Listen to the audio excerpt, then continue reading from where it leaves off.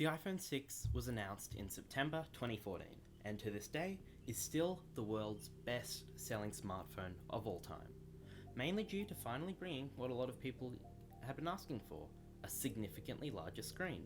Here's it next to the last year's design of the iPhone 5 and 5S, and just here you can see how much larger the screen really is.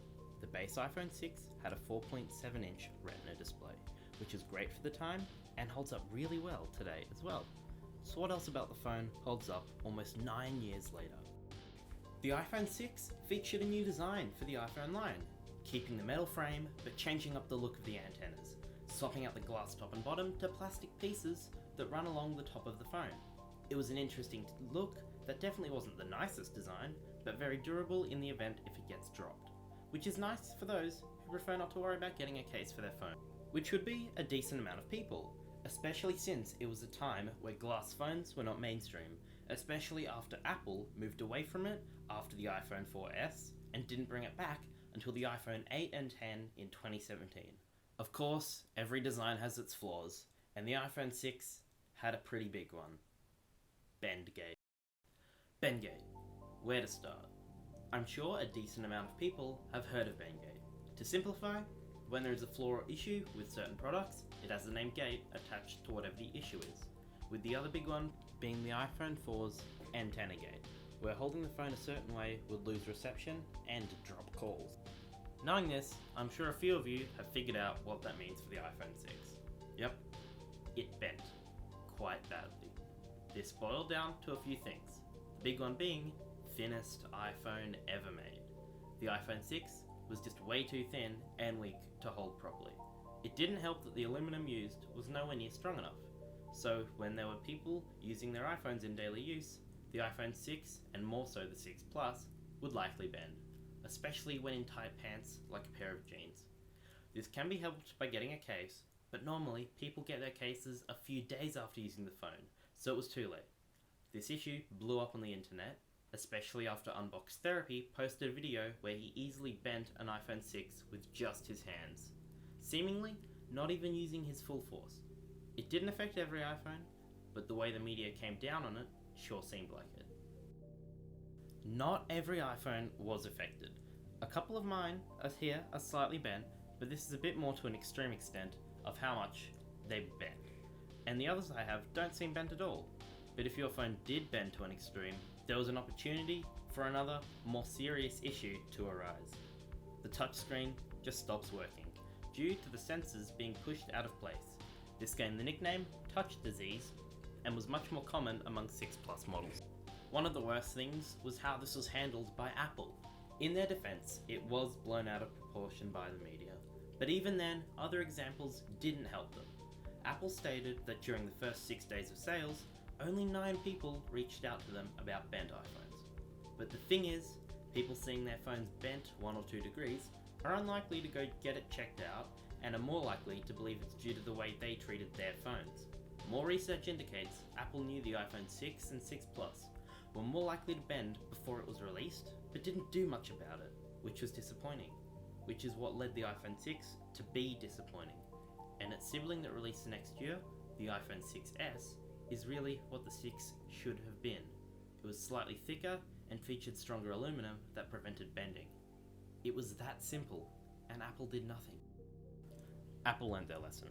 The iPhone 6 remains the thinnest iPhone to date, and probably will be for a long time. As now, starting with the iPhone 12, they're getting thicker. Aside from the bending, what else did the iPhone 6 bring to the table? Well, there was that A8 chip, which claimed to get 25% faster CPU and 50% faster GPU performance over the iPhone 5S, which was great on paper, but it didn't help once it came to software support, as both the iPhone 5S and iPhone 6 ended support on iOS 12, which isn't bad, but they got 5 and 6 years of software support respectively. But why is it that the iPhone 6 ended support at the same time? Well, there's a number of reasons.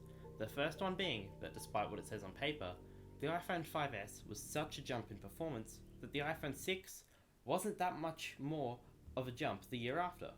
Both had the same amount of RAM, so since the screens on the iPhone 6 and 6 Plus were larger, the system had to work a bit harder to push those pixels, meaning a decent chunk of that extra CPU and GPU power was dedicated to the screen. Knowing this, had the 6 been given iOS 13, it probably would have felt much slower. Not to the extent that the 4S was on iOS 9, but still much slower. And since iOS 12 was a performance-based software update, leaving it on a version of software where it felt snappy and responsive was a good idea.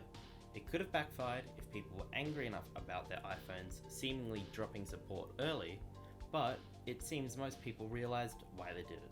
And it was still more software support than most, if not all, Android competitors of the time, and maybe even now, as Samsung guaranteed 4 years of software support for their latest devices. What else did the 6 have? Well, the main thing was the larger screen. It was the main selling point of the phone, and what pretty much led it to be the best-selling smartphone of all time at the time of writing this, and would have probably been looked back on a bit more fondly had it not been for its issues. But plenty of people still have them. A friend of mine uses his as a music player, and it hasn't bent. Talking about what the iPhone 6 hasn't got, it also hasn't become completely obsolete, as iOS 12 still supports relatively new versions of apps, and some even have the newest versions available. Of course, that isn't the case for everything, as Disney Plus doesn't seem to work, and it wants iOS 13. But the iPhone 6 is still snappy and responsive as long as your battery is in good health, with decent app support for at least another year or two, which is great for 9 years down the track.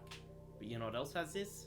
The iPhone 5S, being nearly as fast as the 6, supporting all the same apps as it does 10 years down the track. And that's going to be the case for pretty much anything you throw at them. The iPhone 5S keeps up just as well for the 6, which is great for the 5S, but again, disappointing for the 6. At the end of the day, the iPhone 6 holds up well, just not as well when you look at it compared to the 5S, but it's solid and snappy on iOS 12, which is about what you'd expect from an almost 9-year-old phone. It's just a shame of what came before it and after it, which leads it to be a successful disappointment. That's about it for today, so I hope you've enjoyed, and I'll see you again soon.